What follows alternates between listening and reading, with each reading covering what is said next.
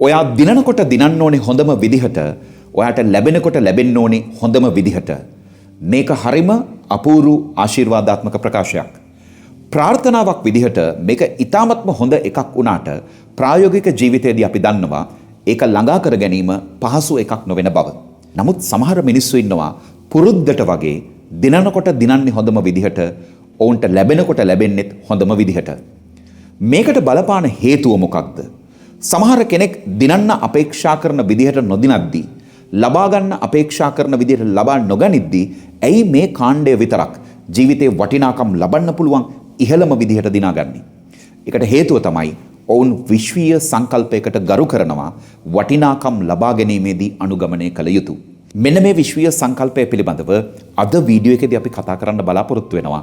වීඩියෝව අවසාන වෙනකොට ඔබ තේරුම් ගනීවි ඇත්තටම ඔබට අවශ්‍ය ජීවිතය දිනා ගැනීම සඳහා ඔබට භාවිත කරන්න පුළුවන් කරන්සි එක මුදල් ලේඛකය ලෝකේ හොඳම තියෙන එක US ඩොලර්ස් හෝ යුරෝ හෝ නොවේයි.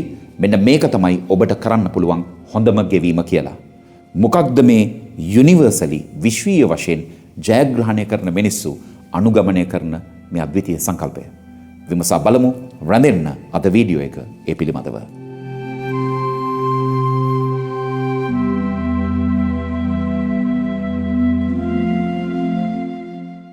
අපේ ජීවිතයේ ජයග්‍රහණ නිර්මාණය කර ගැනීම සඳහා, අද්විතීය ජීවිතයක් දිනා ගැනීම සඳහා මේ මොහොතේ අප සතුව තියෙන ඊ타ත්ම වටිනා දේවල් කිහිපයක් අපි ආයෝජනය කරනවා. උදාහරණයක් විදිහට ගත්තොත් අපි අපේ දැනුම ආයෝජනය කරනවා දේවල් දිනා ගැනීම සඳහා. ඒ විතරක් නෙවෙයි, අපි අපේ අතේ තියෙන මුදල් ආයෝජනය කරනවා වටිනාකම් දිනා ගැනීම සඳහා. ඒ විතරක් නෙවෙයි, අපේ ශ්‍රමය ආයෝජනය කරනවා. ඒ විතරක් නෙවෙයි, අපි අපේ කාලය ආයෝජනය කරනවා. මේ ආයෝජනය කිරීම වල අපේක්ෂාව තමයි වැඩි වටිනාකමක් ජීවිතයට දිනා ගන්න එක. හැබැයි මේ ආයෝජනය අපි අපේ පරිමාවෙන් උපරිම විදිහට කරන්න බලනවා. සැබෑ ලෙසින්ම අපි තේරුම් ගත යුතු කාරණාව තමයි මේ ආයෝජනයන් කරන හැම මිනිස්සෙක්ම සාර්ථක වෙනවද? සාර්ථක නොවෙනවා නම් ඒකට හේතුව කුමක්ද? ජිම් රොන් කියන අද්විතීය පුහුණුකරුවා එක තැනකදී කියනවා ආයතනයක් පැයක කාලයක් වෙනුවෙන් ඔබට ගෙවීමක් කරනවා නම් ඒ ගෙවන්නේ ඔබට නෙවෙයි, ඔබ ඒ පැය ඇතුලේ කරන වැඩ ප්‍රමාණයට කියලා. ඒකේ සරල තේරුම තමයි ඔබ විසින් නිම කරනු ලබන වැඩේ වටිනාකමේ තරමට ඔබට වටිනාකම ගෙවනවා විනා ඒ ගෙවන්නේ ඔබට නෙවෙයි කියන කාරණාව. එතකොට අපි නිර්මාණය කරන වටිනාකම තමයි අපිට නැවත වතාවක් රිසිව් වෙන්නේ. මේක බොහොම පැහැදිලිව තේරුම් ගන්න. අපි ඒ පැයට වටිනාකමක් ලබා දෙන්නේ නොමැතිනම් ඒ පැය සඳහා වටිනාකමක් අපිට ළඟා වෙන්නේ නැහැ. මේක දැන් එක පුද්ගලයාගෙන් පුද්ගලයාට වෙනස් වෙනවා. ඔබ හිතලා බැලුවොත් එක පුද්ගලයෙක් පැයක් වෙහෙස වෙලා වැඩ කරනවා, එයාට ලැබෙන වටිනාකම හිතන්න. තව පුද්ගලයෙක් වෙහෙස වෙලා වැඩ කරනවා, එයාට ලැබෙන වටිනාකම ගැන හිතන්න. දැන් පැයක් වෙහෙස වී වැඩ කරන මිනිස්සෙකුට රුපියල් 1000ක් 1500ක් ගෙවන තැනුත් තියෙනවා. ඒ වගේම තමයි පැයක් වෙහෙස වී වැඩ කරන මිනිස්සෙකුට ලක්ෂ 5-10 ගෙවන මට්ටමේ වටිනාකමේ සහිත වැඩ කරන මිනිස්සුත් මේ ලෝකේ ඉන්නවා. දැන් ඔබ බලන්න, ඒ ගෙවීම ලැබෙන්නේ ඒ පුද්ගලයා කරන වැඩේ ප්‍රතිඵලය මත, ඒ වටිනාකම මත. මේක සරලවම තේරුම් ගත්තොත් අපිට වටිනාකම් ලැබෙන්නේම අපි නිර්මාණය කරන වටිනාකම මත. දැන් කොහොමද ඔබගේ දැනුමට ඉහළම වටිනාකමක් දිනාගන්නේ? ඔබගේ කාලයට ඉහළම වටිනාකමක් දිනාගන්නේ? ඒ වගේම ඔබගේ ශ්‍රමයට, ඔබගේ මුදල් වලට ඉහළම වටිනාකමක් දිනාගන්නේ? සරලම දේ තමයි ඔබ මේ දැනුමට වටිනාකමක් ලබා දෙන තාක් කල් දැනුම විසින් ඔබට වටිනාකමක් ලබා දෙන්නේ නැහැ. උදාහරණයක් කියන්නම්. දැන් ඔබ දැනුම වටිනා දෙයක් විදිහට සලකන්නේ නැත්නම්, පොතපතක් කියවන්නේ නැතිනම්, දැනුම එකතු කරගන්න ඔබ තුල කැමැත්තක් නැතිනම්, ඔබ දැනුමට වටිනාකමක් ලබා දෙන කෙනෙක්ද, දැනුමට වටිනාකමක් ලබා නොදෙන කෙනෙක්ද? ඔබ දැනුමට වටිනාකමක් ලබා නොදෙන කෙනෙක්. දැන් ඔබ හිතනවාද ඒ දැනුම විසින් ඔබට වටිනාකමක් ලබා දෙයි කියලා? ඔබ නොකියවපු පොතක තියෙන දැනුම ඔබට වටිනාකමක් බවට පරිවර්තනය වෙන්නේ නැහැ. ඔබ ඉගෙනගත්ත නැති දෙයක තියෙන වටිනාකම ඔබට වටිනාකමක් ගෙන දෙන්නේ නැහැ. ඔබ ඉගෙන ගන්න පෙළඹුණොත්, ඔබ ඒ ඉගෙන ගන්න දේ වටිනවයි කියලා ඔබ දැක්කොත්, ඔබට පුළුවන් ඒ ඉගෙන ගත්ත දේෙන් වටිනාකමක් දිනා ගන්න. දැන් මේක තව පැත්තකින් පැහැදිලි කරන්න. කාලය කියන සාධකය ගන්නකෝ. කාලය කියන සාධකේ වටිනාකම තියෙන නිසා අපි ඒ කාලය අර පිරිමැස්මෙන් භාවිත කරන්න කාල කළමනාකරණය කරන්න විවිධ උපකරණ සහ ක්‍රියාවිධීන් පාවිච්චි කරනවා. උදාහරණයක් විදිහට ගත්තොත් කාල කළමනාකරණය කරන්න අපිට බොහෝ උපකරණ උදව් වෙනවා. මොනවද මේ උපකරණ? ඔබගේ අතේ තියෙන මේ ඔරලෝසුව කාල කළමනාකරන උපකරණයක්.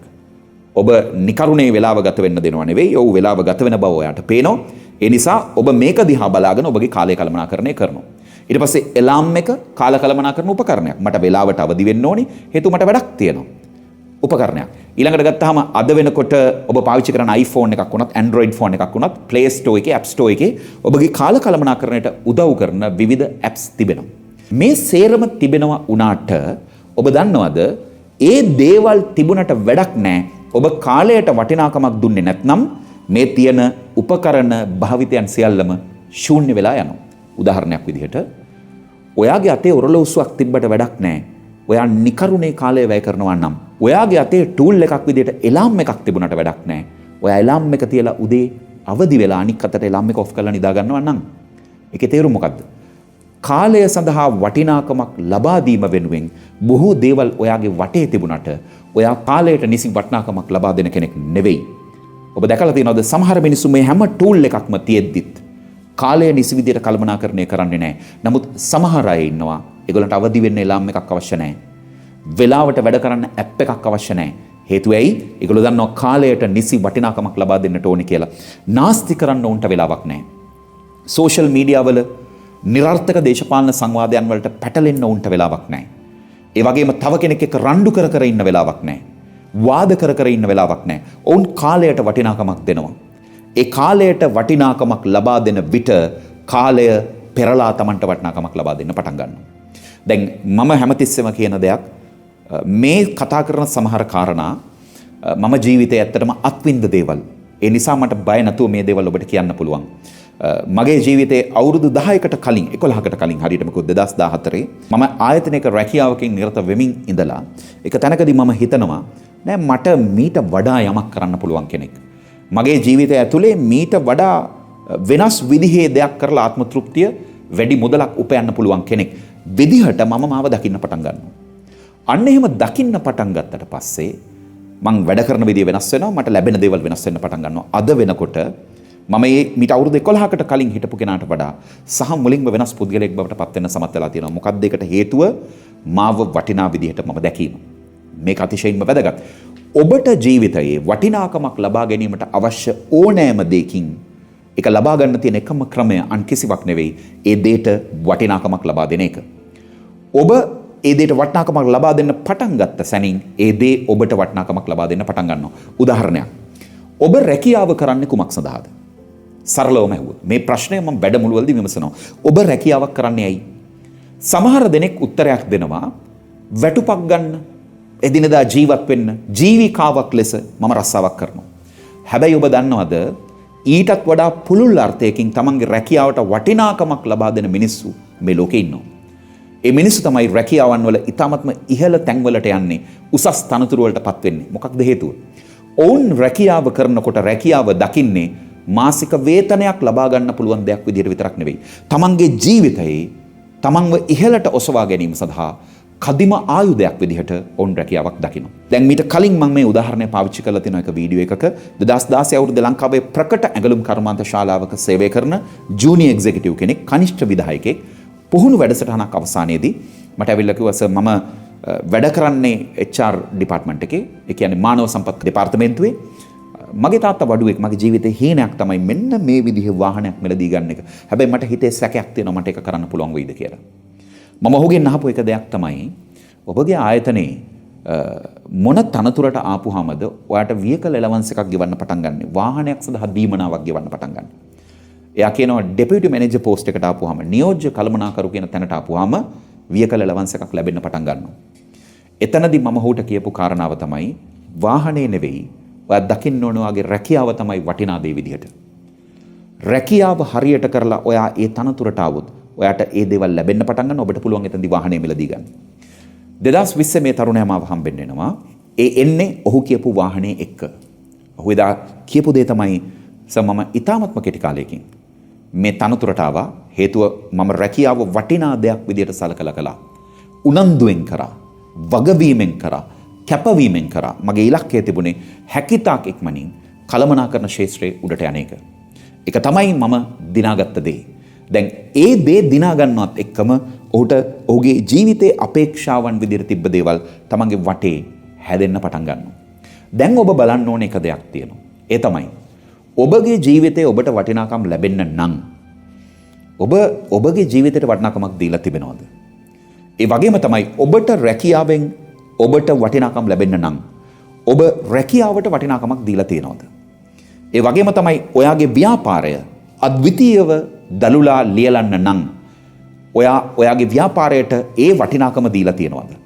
ඒ වටිනාකම දුන්නොත් තමයි ඔබට ඒ වටිනාකම රිසීව් වෙන්න පටන් ගන්න. ඒ නිසා හැම විටම අවුරුද්දකට වටිනාකමක් දෙන්න. ඒ අවුරුද්ද ඔයාට වටිනාකමක් දෙනවා. ඔයාගේ අතේ තියෙන මුදල් වලට වටිනාකම් දෙන්න ලේසියෙන් වියදම් වෙන්න දෙන්න එපා. ඒවා ආයෝජනය කරන්න, ඉතුරු කරන්න. ඔන්න ඔයා හම්බ කරපු මුදල් ඔයාට වටිනාකමක් දෙන්න පටන් ගන්නවා. මිනිස්සු මූල්‍යමය වශයෙන් අරුබුදයටපත් වෙන්නේ මුදල් උපයන්නේ නැති නිසාම නෙවෙයි. රුපියල් දසදහස් ගණනින් වැටුප් ලබන මිනිස්සු ඉන්නවා. ඔවුන් මුදල් කරදරවල ඉන්නවා. ඒ වගේම තමයි ඔබ දන්නවද ලක්ෂ ගණනින් උපයන මිනිස්සු ඉන්නවා. ඔවුන් ඉන්නෙත් මුදල් කරදරවල. මට පෞද්ගලිකව හමු වෙලා තියෙනවා කෝචින් වලට එනවා.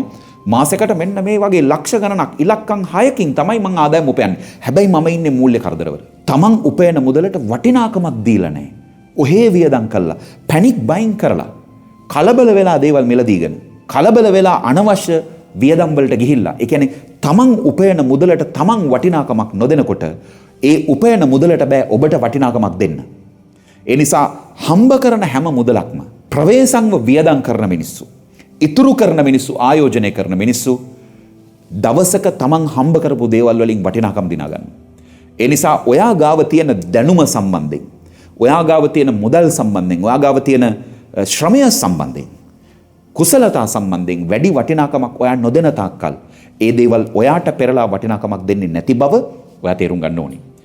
වැදගත්ම කාරණාව මම මේ ෆොටෝ එක මීට කලින් පෙන්නලා තියෙනවා. නමුත් අද ටිකක් වැඩිපුර ඔයා මේක තේරුම් ගන්න ඕනේ නිසා මම මේක ඔයාට පෙන්වන්න බලාපොරොත්තු වෙනවා. දැන් බලන්න මේ ෆොටෝ එක දිහා. මේ ඉන්නේ රෂීඩ් අල් මක්තුම්, ඩුබායි වල පාලකයා. ඔහුගේ පිටිපස්සේ තියෙන්නේ මොකක්ද? තනිකරම කාන්තාරයක්. 2016 අවුරුද්දේ. ඔහු මොකක්ද ඩුබායි දියුණු කරද්දි කළේ? ඔහු කළේ නොවටිනාසේ අනික් මිනිස්සුන්ට පෙවුණු හිස් භූමි ප්‍රදේශයන්, තනිකර කාන්තාරයන්, ඒවා මිනිස්සුන්ගේ ආකර්ෂණය දිනා ගන්නා ස්ථානයන් බවට පරිවර්තනය කරපු එක. උදාහරණයක් විදිහට ගත්තාම ඔහුට මේ පිටිපස්සෙන් පේන්නේ 2016 අවුරුද්දේ තනිකරම කාන්තාරයක්. ඔබට පේනවා මේ කාන්තාරය ඇතුලේ ගනුදෙනු කිරීම නැහැ. පෙට්ටි කඩයක්වත් පේන්නේ නැහැ. හරි?